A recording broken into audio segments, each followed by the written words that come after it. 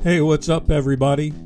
I'm David Hain. Welcome to episode 60 of the A to D from Addict to Disciple podcast. I'm excited to interview Adam from our group of 8 today. We'll be looking at his perspective on the opioid crisis. I want to thank my listeners who asked to hear Adam talk on this topic. We are all seeking a better understanding of why more than 115 Americans die every day from overdosing on opioids. When we come back, we'll get into this episode entitled Opioid Crisis. Adam shares the addict's perspective.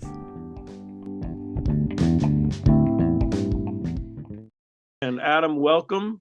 And we're talking about the opioid crisis today.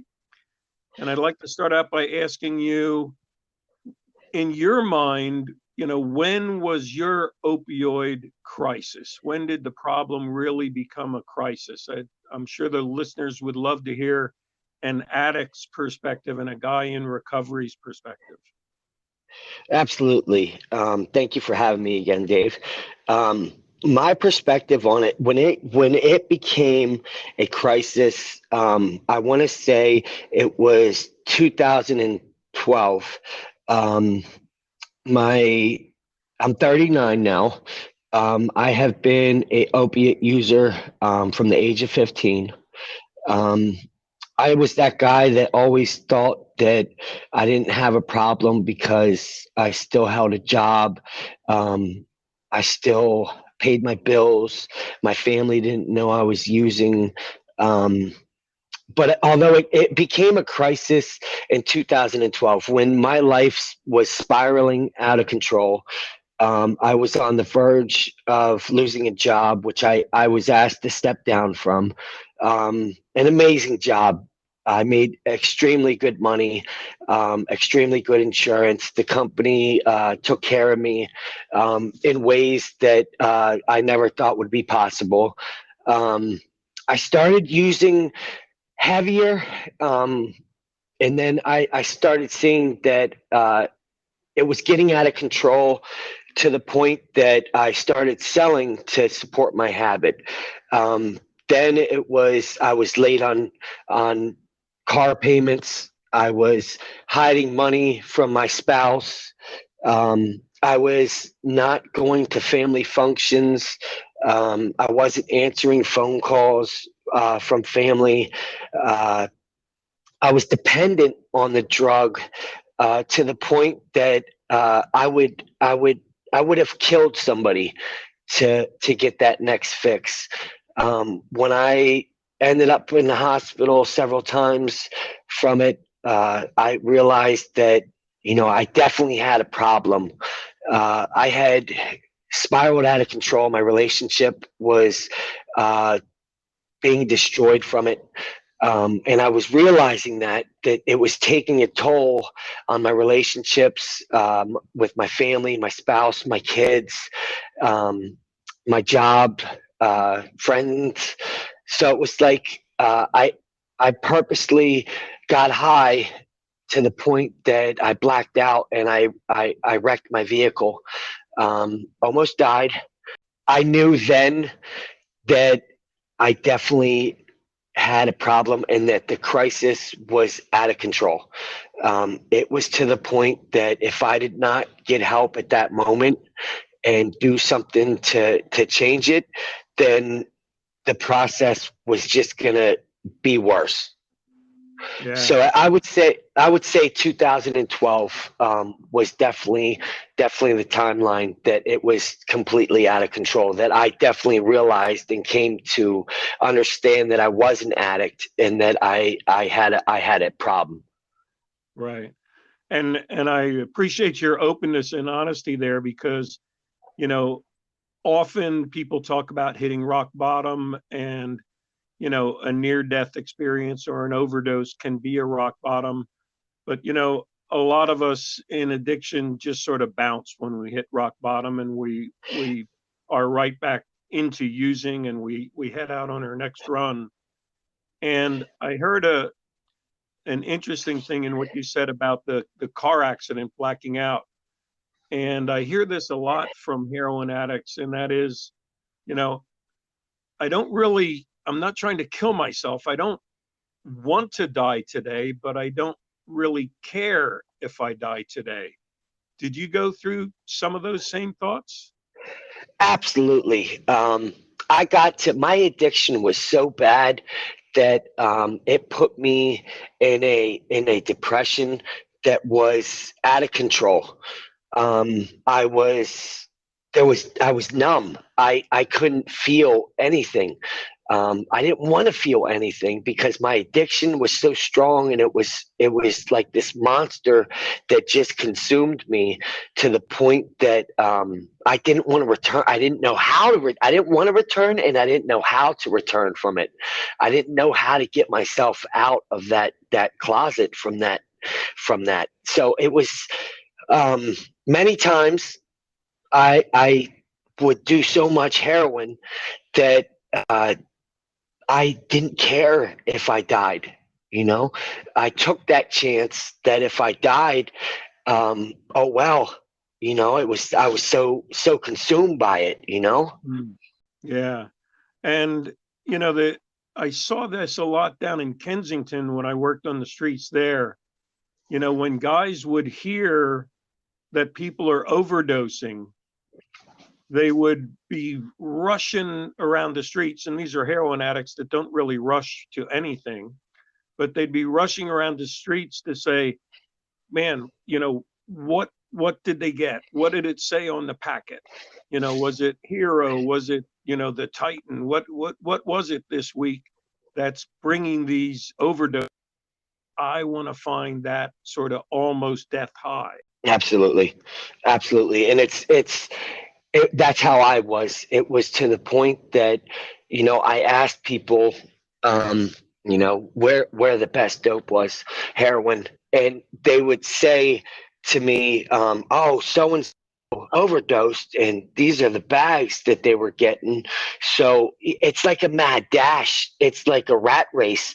It's everybody goes, and it's like it's unbelievable how they flock and they try to get the same heroin that these people were getting, because they sit there and in their mind mentality they say, oh, that person overdosed, so that heroin must be really good, and the stuff we've been getting hasn't been the greatest, so let's go for that, because you're in that mind mentality that um, what you're getting isn't getting you high enough, and you're always chasing the first high. And you never get that high ever again. But we, as addicts, heroin addicts, we continuously chase for that high. So it's like we chase after um, the same heroin that you're continuously seeing on the news that people are overdosing from, or the area that people are overdosing from. It's like a mad frenzy that everybody flocks to that area.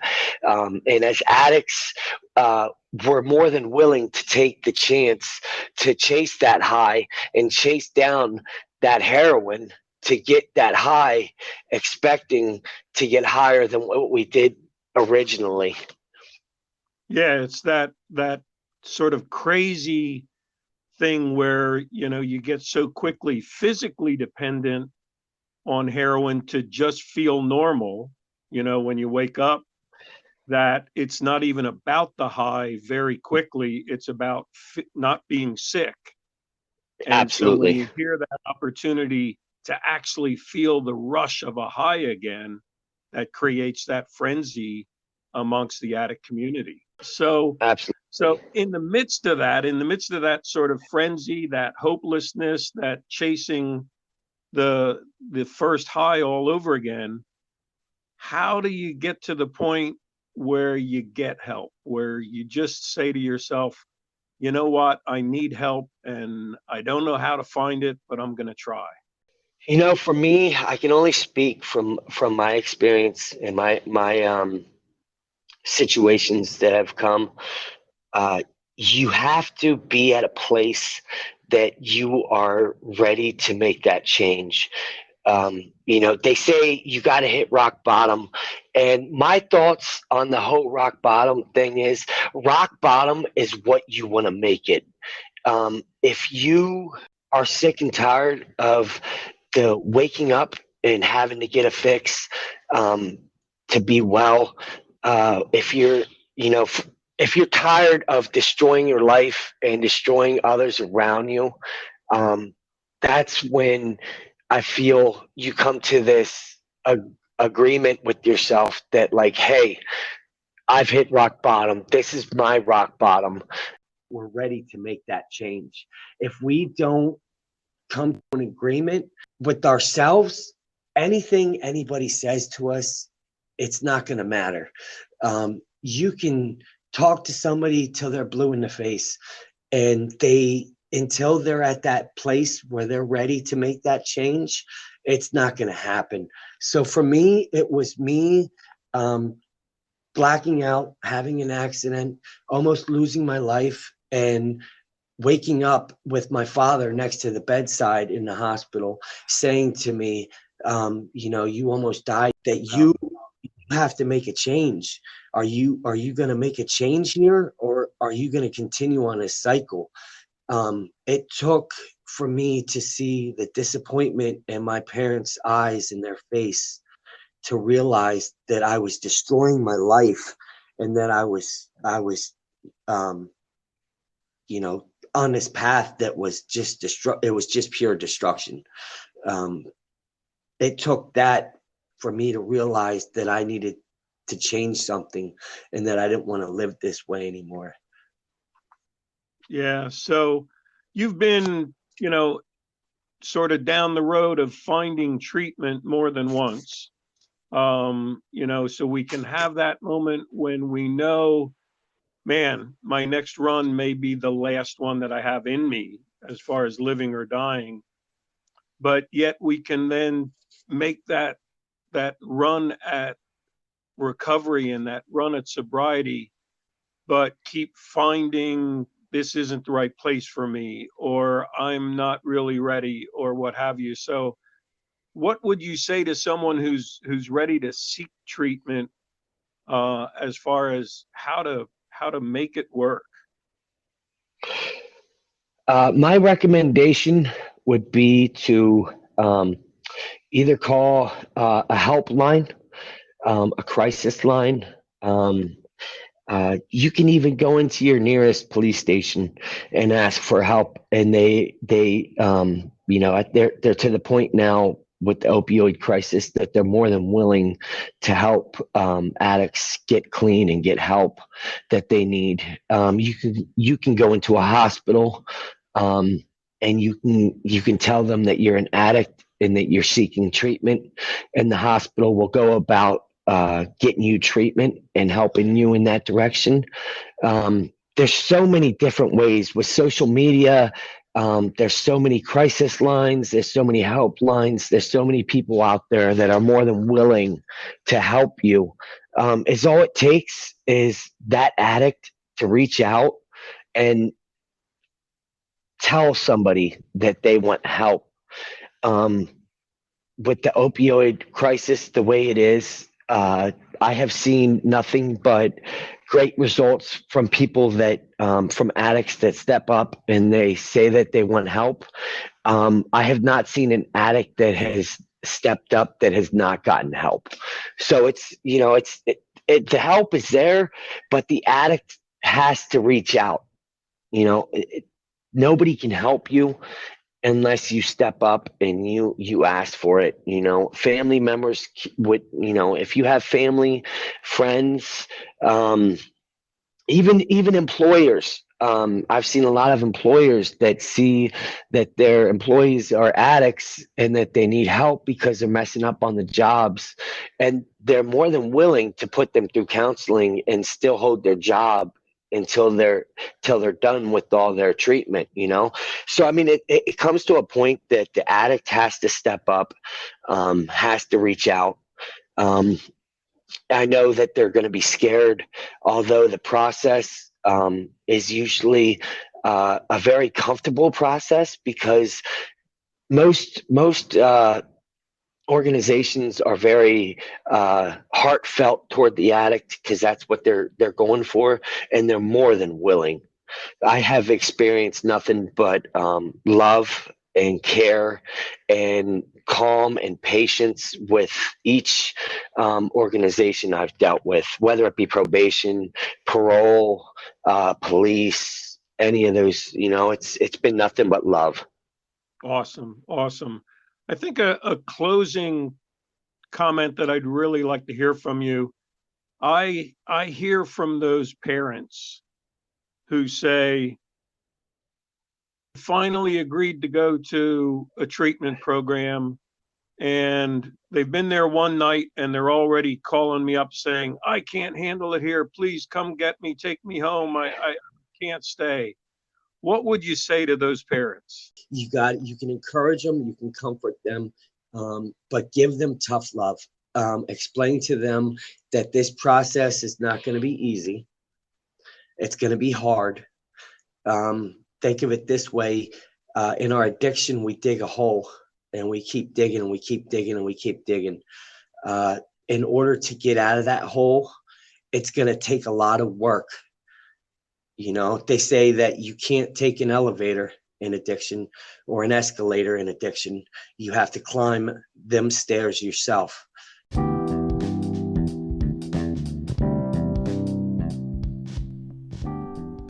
Thanks for listening to this episode of the A to D from Addict to Disciple podcast.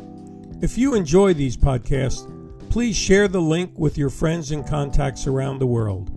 If you'd like to hear an interview with any of the other group of 8 members, just drop me a message. Tune in Monday for our next episode, and as always, stay safe and stay strong.